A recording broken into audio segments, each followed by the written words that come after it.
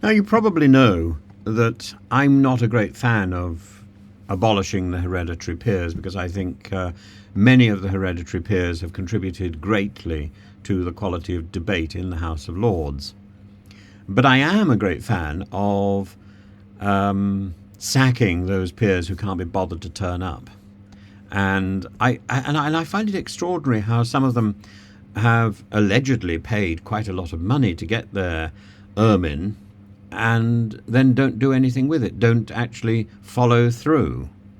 Some have got good reasons for shirking, but at the heart of this debate now, there's an uncomfortable reality. A chamber of over 800 members, where at least 53 of the peers have failed to turn up for the last 5 years, attending so infrequently that their contribution to government can best be described as ornamental, yet they remain eligible to claim attendance expenses. And this criticism coincides with the first debate on the Hereditary Peerages Bill, a measure designed to excise the remaining hereditary peers from the chamber, completing a process started under Tony Blair. But looking at this contentious legislative terrain, it's evident that the broader reform is unavoidable. And one of the things which is crying out for reform is this issue of people who have been made life peers and then do nothing with it. People like Lord Palumbo, who, I mean, his father was a member of the House of Lords. I think as a Conservative, he's a Lord as a Lib Dem in his own right, but he's done nothing about it, and he hasn't appeared in. This is the fellow who owns Ministry of Sound, and he's written the occasional rather racy book. But he hasn't spoken in the House of Lords in the last 5 years. Why not? Why not? Lord Hay, the Earl of Kinnoul, who leads the crossbench peers, has described this sort of behaviour as very annoying to those peers who engage meaningfully with legislation. And one proposal gaining traction would require peers to attend at least 10% of sitting days or face expulsion, and that seems perfectly reasonable. Such a rule would trim the House's bloated numbers by at least 100, including the idle 53. They wouldn't stop being peers, they would simply lose the right to attend the House. Unlike Lord Frost, I've done my homework on this. It is possible for a hereditary peer to renounce his or her peerage, but that has to be done very soon after they inherit.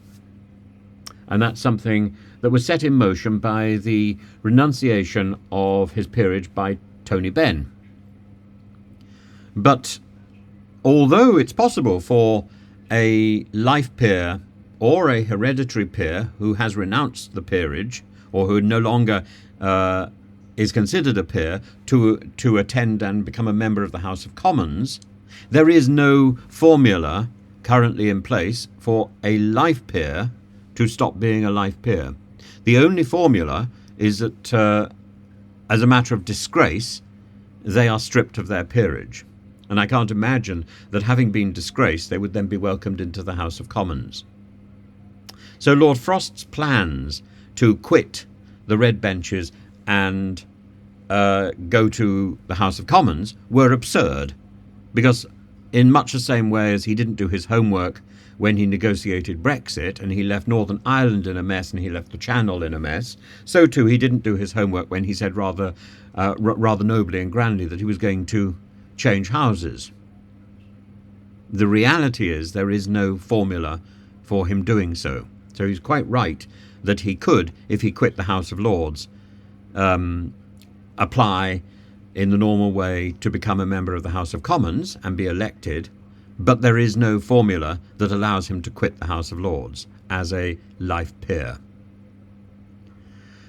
So the government views it as necessary to counter public perceptions of the Lords as a place for cronies, and I think one vital route is to get rid of those 53. Labour's election manifesto under Keir Starmer pledges to tackle such abuse, tying participation reform directly to restoring public trust in politics. The Hereditary Peerages Act or the Hereditary Peerages Bill will abolish the remaining 92 seats reserved for those who owe their legislative privileges to ancestry rather than merit. And while this proposal has cross-party support, God knows why, it has enraged some Conservative hereditary peers whose numbers would plummet by 46. They've responded with obstructionist tactics, prolonging debates on unrelated bills such as the Football Governance Bill, and this stalling risks derailing Labour's legislative agenda, a clear indication that resistance to reform will not be passive. Reform, however, doesn't stop at hereditary peers or attendance records. Harriet Harman, newly ennobled, has suggested abolishing the 26 reserved seats for Church of England bishops, a vestige of an era when religion and politics were inseparable. In a multi-faith and increasingly secular Britain, she argues, it is indefensible to have the bishop sitting in those 26 reserved seats. And I think particularly the antics of the current Archbishop of Canterbury make her argument much stronger. Further proposals would include mandatory retirement ages, 80 for long-serving peers, rising to 85 for recent appointees, and placing the Appointments Commission on a statutory footing to curtail the perceived patronage system. If the Lords resist these reforms, they risk becoming an irrelevance, a historical footnote akin to the Court of Versailles. The Chamber needs to adapt, ensuring its members justify their privileges through participation and expertise rather than ancient lineage or absenteeism. The House of Lords is often described as the revising chamber, yet how can it fulfil this vital constitutional role if its members don't even turn up? As the Labour government presses forward, the debate over these shirkers is not about attendance, it's about the legitimacy of the entire institution. And those shirkers who campaigned so vigorously, or who paid little backhanders so discreetly to ensure that they were ennobled, are setting a shocking example by not doing their job. What on earth are they playing around with? There are some who have good reason to be absent, like Lord Hague, but because they are involved in other issues in public life. But for the majority, it's about crippling the image of legitimacy and risking the ridicule of the entire institution. Will the Lord seize this moment, therefore, for meaningful reform, or will it cling to outdated privileges, undermining its credibility in the process?